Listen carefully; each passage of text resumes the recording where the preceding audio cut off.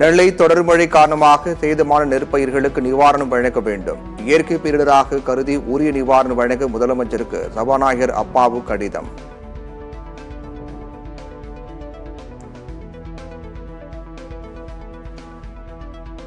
பாலியல் புகார் தொடர்பான வழக்கில் மே 31 விசாரணைக்கு ஆஜராகிறார் பிரஜ்வல் ரேவண்ணா. குடும்பத்தினரிடம் மன்னிப்பு கேட்டு வீடியೋ வெளியிட்டார். ಎಲ್ಲ ನನ್ನ ಕಾರ್ಯಕರ್ತರಿಗೆ ಕ್ಷಮಾಪಣೆ ಕೇಳ್ತಾ ನಾನು ಫಾರಿನಲ್ಲಿ ಎಲ್ಲಿದ್ದೀನಿ ಅಂತ ಸರಿಯಾಗಿ ಮಾಹಿತಿ ಕೊಡದೇ ಇರೋದಕ್ಕೆ ಇವತ್ತು ಮಾಹಿತಿ ಕೊಡೋದಕ್ಕೆ ಬಂದಿದ್ದೀನಿ. ಎಲ್ಲರಿಗೂ ನಮಸ್ಕಾರ.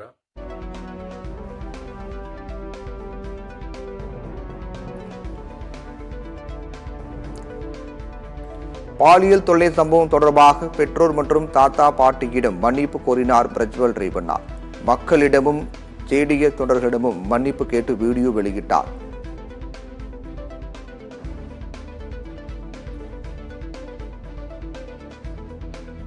நெல்லை காங்கிரஸ் பிரமுகர் ஜெயக்குமார் மரண வழக்கில் சிபிசிஐடி போலீசார் விசாரணை தீவிரம். 30க்கும் மேற்பட்டோருக்கு சிபிசிஐடி சம்மன்.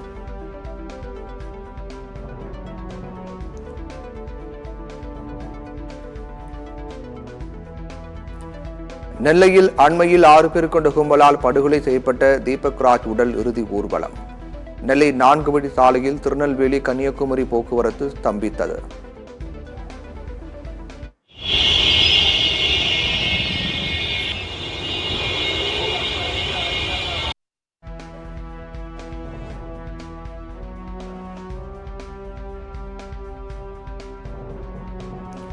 நெல்லை தீபக் ராஜா உடல் இறுதி ஊர்வலத்தில் போலீசாருடன் தீபக் ராஜா ஆதரவாளர்கள் வாக்குவாதம். போலீசார் மற்றும் தீபக் ராஜா ஆதரவாளர்கள் வாக்குவாதத்தால் பரபரப்பு.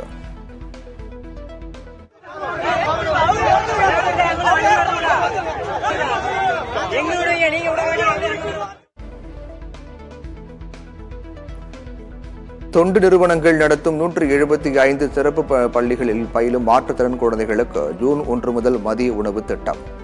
அரசு பள்ளிகளில் உள்ள சத்துணவு மையத்திலிருந்து சிறப்பு பள்ளி குழந்தைகளுக்கு மதிய உணவு வழங்க ஏற்பாடு.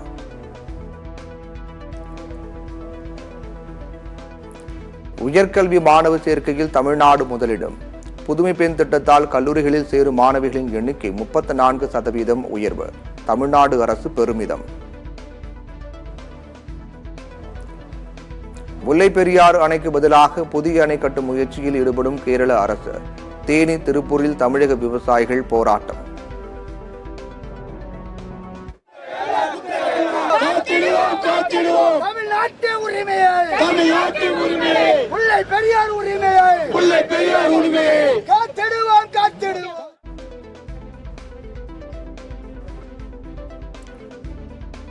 தமிழ்நாட்டில் 3 டிகிரி செல்சியஸ் வரை வெப்பநிலை படிப்படியாக அதிகரிக்கும். மண்டல வானிலை ஆய்வு மையம் தகவல்.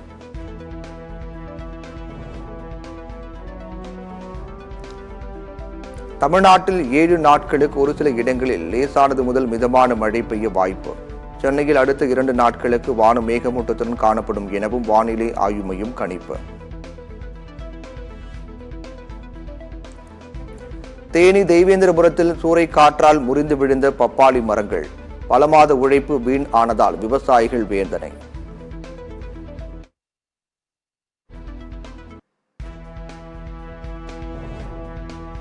அதிமுக முன்னாள் அமைச்சர் சி வி சண்முகம் மீதான வழக்கு விசாரணை ஜூன் 24ஆம் தேதிக்கு ஒத்திவைப்பு.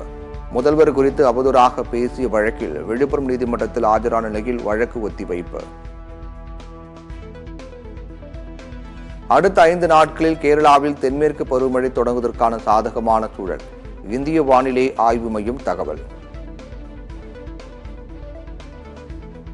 இடைக்கால ஜாமீனை மேலும் 7 நாட்களுக்கு நீட்டிக்க கோரி டெல்லி முதலமைச்சர் அரவிந்த் கெஜ்ரிவால் உச்சநீதிமன்றத்தில் மனு. ஜூன் 2ஆம் தேதி சரணடைய உத்தரவிட்டிருந்த நிலையில் மீண்டும் மனு. ரெமல் புயல் கரையை கடந்தும் மேற்கு வங்கத்தில் கொட்டி தீர்த்த கனமழை. கனமழையால் பல பகுதிகளிலும் வெள்ளம். சாகர் தீவு பகுதியில் பலத்த சேதம். குஜராத்தின் ராஜ்கோட்டில் தீ விபத்து நடந்த விளையாட்டு மையத்தில் 28 பேர் பலியான சம்பவம். தடவியல் நிபுணர்கள் ஆலோசனை.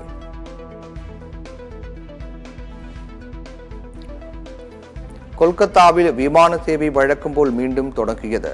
ரெமல் புயல் காரணமாக நிறுத்தி வைக்கப்பட்டிருந்த விமான சேவைகள் மீண்டும் தொடங்கியது. திரிணாமுல் காங்கிரசுக்கு எதிராக அவதூறு விளம்பரங்களை பாஜக வெளியிட கொல்கத்தா உயர்நீதிமன்றம் விதித்த தடையில் தலையிட விரும்பவில்லை. பாஜகவின் மேல்முறையீட்டு மனுவை தள்ளுபடி செய்து உச்சநீதிமன்றம் உத்தரவு. ஜார்க்கண்ட் அமைச்சர் ஆலம்கீர் ஆலத்தின் அமலாக்கத்துறை காவல் மேலும் 3 நாட்கள் நீட்டிப்பு. ஏற்கனவே 11 நாட்கள் காவலில் எடுத்த நிலையில் மீண்டும் நீட்டிப்பு. தாங்கள் ஆட்சிக்கு வந்தால் இளைஞர்களுக்கு கட்டாய ராணுவ சேவை அமல்படுத்தப்படும். தேர்தலை முன்னிட்டு இங்கிலாந்து பிரதமர் ரிஷி சுனக் வாக்குறுதி.